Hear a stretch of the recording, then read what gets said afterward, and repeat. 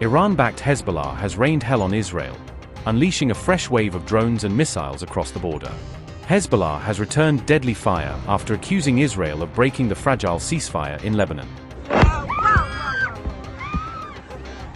On video, panic appears to spread across Israel as Hezbollah launches a fiery and coordinated retaliation. Netanyahu is now expanding Israel's Lebanon operation, raising questions over whether Trump's ceasefire has effectively collapsed. With Iran's FPV drone technology now believed to be in its hands, Hezbollah may have become deadlier than ever for Israel.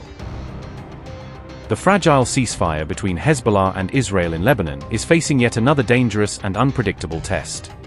On May 30th, Iran-backed Hezbollah launched multiple rockets from southern Lebanon toward Israeli territory. Air raid sirens blared repeatedly across northern Israel as civilians rushed toward shelters seeking safety. The rockets were reportedly fired toward western Galilee, triggering fresh panic across northern Israeli communities. Safed, Kiryat Shmona, and Carmel were among the areas targeted by Hezbollah's latest deadly barrage, Times of Israel reported. Videos circulating online appeared to show a barrage of missiles and drones launched toward Israel by Hezbollah fighters. The Israel Defense Forces claimed several incoming rockets were intercepted, while others landed in open areas. Hezbollah also reportedly launched multiple drones, with one striking a military zone near Shamera. The IDF said Israeli forces are now preparing for the possibility of more incoming fire from Hezbollah. Hezbollah's latest attacks come as Israeli forces have widened military operations deeper into southern Lebanon. On May 28th, Israel carried out an airstrike in Beirut for the first time in nearly 3 weeks. Israeli warplanes struck the Lebanese capital, reportedly targeting a commander linked to an Iranian-backed militia network. On May 29th, Benjamin Netanyahu said Israeli troops had crossed Lebanon's Litani River amid escalating Hezbollah attacks. I came here today with the Minister of Defense, the Deputy Chief of Staff, the Commander of the Northern Command, the Division Commander, networking, with the commanders you see here with the soldiers in the field. I spoke with the brigade commanders who are currently in the field and I hear them. And I also hear the soldiers, some of whom are right here behind me. There is a tremendous fighting spirit here. From here we are managing the battle against Hezbollah in the north. And I must tell you that there are very impressive results here. Our forces have crossed the Litani. They have ascended to the commanding heights. We are also operating in Beirut, operating in the Bekaa across the entire front, and they are striking Hezbollah. A crushing defeat. When I say this, it's not just a passing remark to a brigade commander. The soldiers also tell me this in every encounter with them. In every engagement, we are both eliminating Hezbollah and sending them fleeing. And this spirit is what gives us these achievements. I salute you. Guys, you are lions and you have lion commanders, and you are proving the strength of the spirit of the Israel Defense Forces. Continue with great success all the way to the end. Thank you. Thank you. Meanwhile, the Israeli Prime Minister has also been left red-faced by controversy involving his own troops. The incident took place in the West Bank during what was described as a routine security inspection. According to Haaretz, the Palestinian man later reported the incident to the Palestinian Authority Liaison Office. The complaint was then formally passed on to the Israel Defense Forces for an internal review. Following an internal military investigation, the soldiers involved reportedly admitted to taking the items. The IDF later returned the cash, credit cards, and identification documents to the rightful owner. However, the Israeli army has not announced any disciplinary action against the soldiers involved, raising further questions over accountability.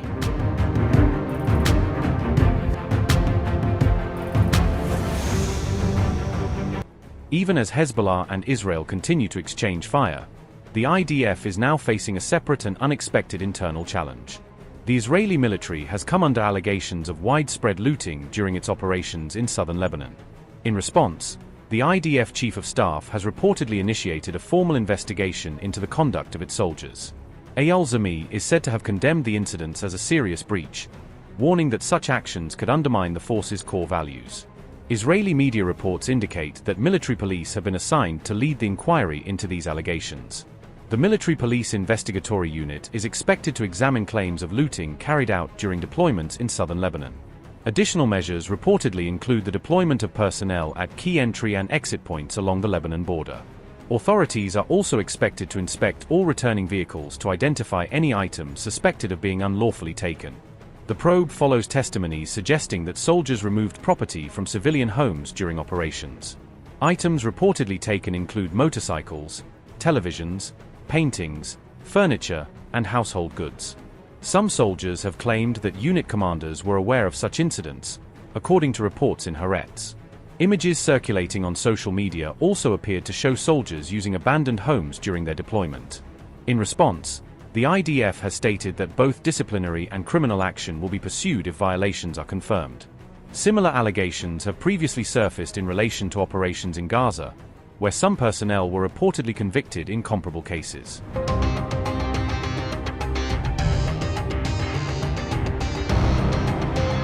In what Israel sees as a major threat, Iran has reportedly transferred advanced FPV drone technology to Hezbollah. Amid rising Hezbollah drone activity along the Lebanon border, Iranian-linked sources have made a new and troubling revelation about the group's capabilities. According to Iran Observer, Tehran has transferred its entire FPV kamikaze drone technology to Hezbollah over the past 2 years, effectively handing over the full playbook.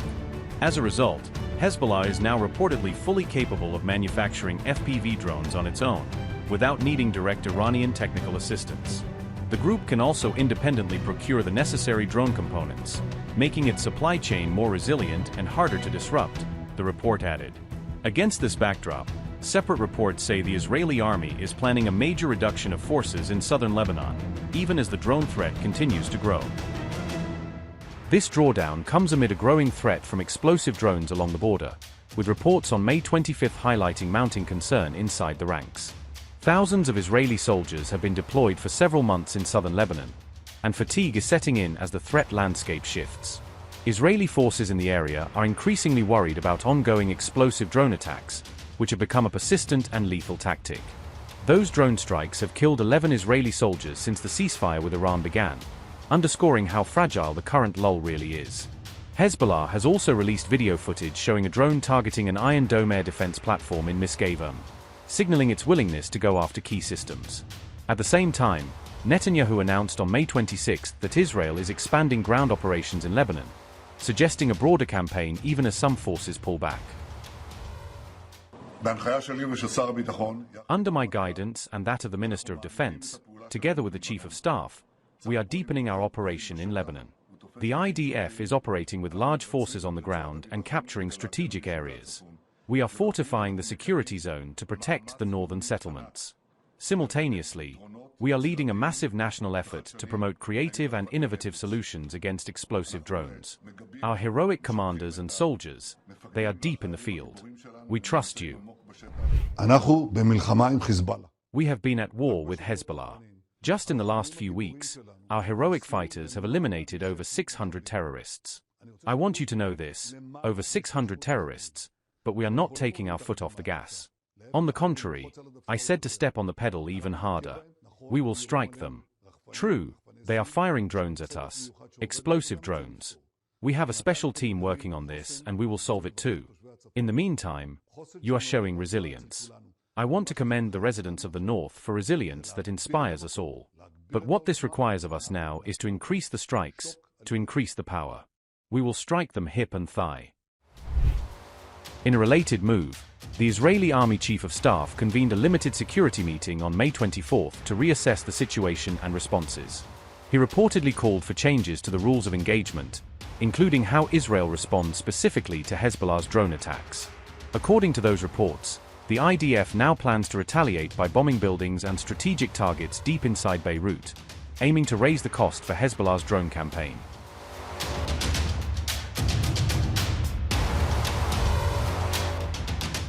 Battered and bruised by repeated Hezbollah attacks, Israel is now taking fresh measures to shield itself from deadly retaliation strikes. The Israel Defense Forces have reportedly been forced to rely on protective mesh nets to counter Hezbollah's increasingly dangerous drone attacks. IDF units have installed large mesh barriers over vehicles and military positions to defend against Hezbollah first-person view drones. Reports claim that more than 158,000 square meters of protective mesh netting have already been supplied to Israeli forces.